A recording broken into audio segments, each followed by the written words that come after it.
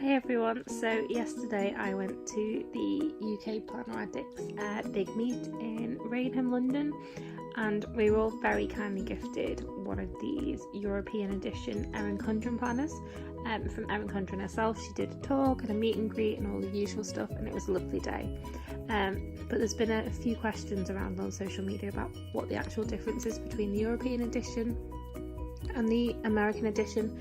Basically, it's not got all of the American holidays in it, like 4th of July, and the monthly view starts on a Monday rather than a Sunday, which is much more consistent.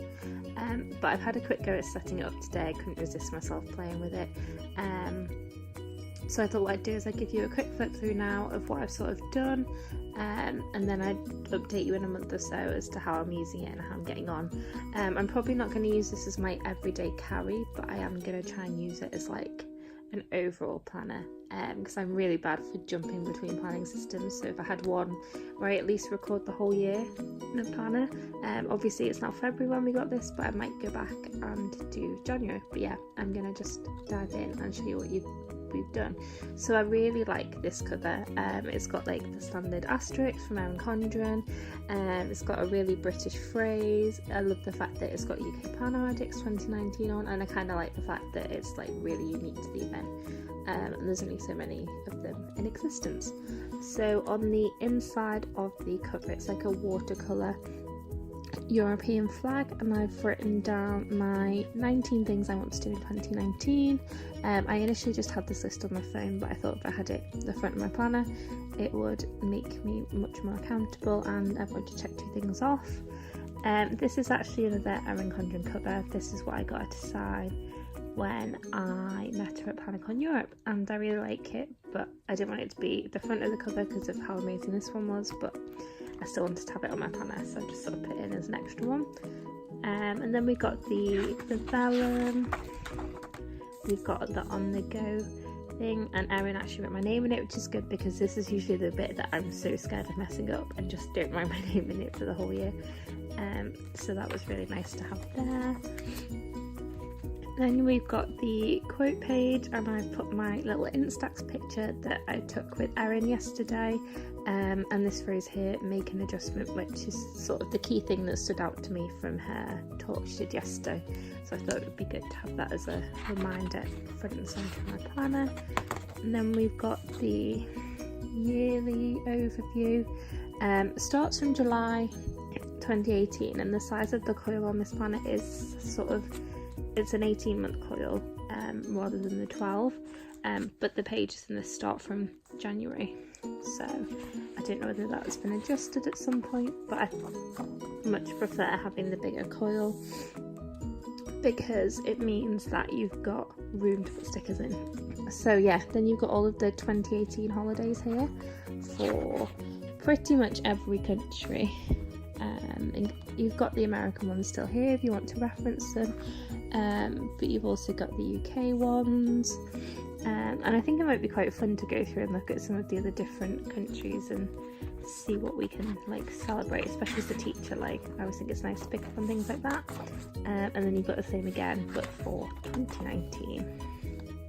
So then we've got the January pages. This is a vertical colourful planner, for those of you familiar with the lingo language of Erin Condren, and this is where the main difference is. You can see it on the monthly spread. It starts on a Monday here, which means you've got your Saturday and Sunday together, which for British people is much more normal. I tended to go through and cover it all up and redate it, so it did that, so it's much less hassle.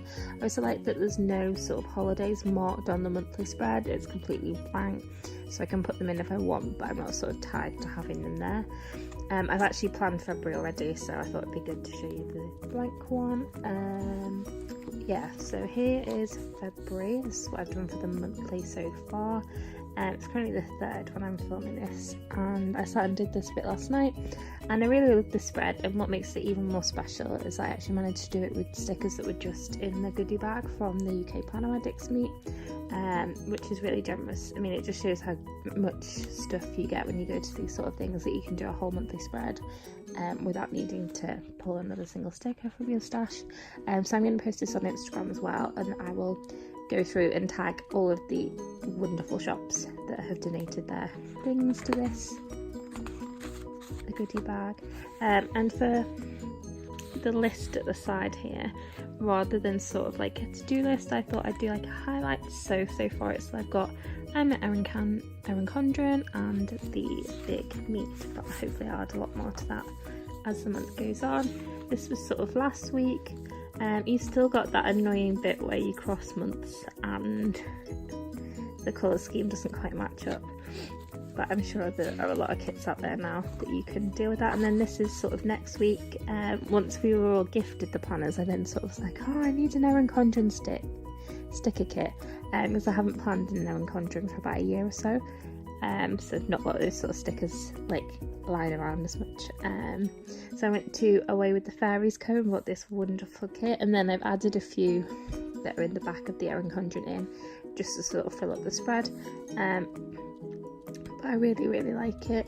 I've only sort of filled in up until Wednesday so far, just because we're planning for in advance things change, and then crossing out until Pix happens and it doesn't look so pretty. But I thought I'd do it up until Wednesday and then sort of review the week and see how things get on. But yeah, so there aren't really that many differences, but I just can't believe the generosity of getting this planner. I'm really excited to use it, and I'm actually quite looking forward to having the colourful again, and like sort of matching kits and stickers to theme like the colour schemes of each month will be quite fun. And then at the back, so it goes all the way up until December. You've got your usual note pages going on here, contacts, and then this is probably my favourite spread that's been added in to the Erin Condren since I last sort of used them, and it's in the coming year one. I like that you can just put a few key dates, and there's a bit of note box at the bottom, and then these are the stickers. I've used a few, and then it's not in here because I was fiddling with it before, but we got the perpetual calendar as well, and what I'm going to do with that is I'm going to use it as a gratitude log. So yeah, but that is a quick flip of the planner.